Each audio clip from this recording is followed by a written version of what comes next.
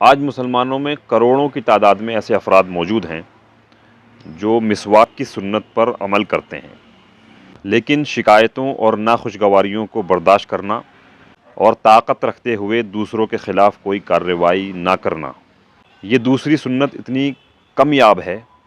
کمیاب کہتے ہیں اس چیز کو جو کم پائی جاتی ہے۔ ایک لفظ ہوتا ہے کامیاب، وہ ایک الگ ہوتا ہے، کامیاب سکسیس، لیکن یہ ہوتا ہے کمیاب۔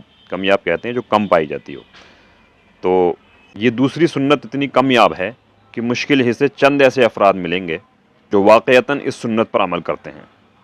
یہ مختصر تحریر مولانا وحید الدین خان صاحب کی ہے۔ یہ بالکل حقیقت پر مبنی ہے، کیونکہ آج مسلمانوں کا یہی معاملہ ہے کہ وہ جو آسان سنتیں ہیں، جیسے مسواک کر لینا، بالکل آسان سی بات ہے، اس میں کوئی مشکل نہیں آتی انسان کو، یا مسواک کی طرح کی اور دوسری جو سنتیں ہیں جو آسان ہیں، کرنے میں انہیں مشکل نہیں ہوتی، یہ مسواک کی انہوں نے ایک مثال دی ہے۔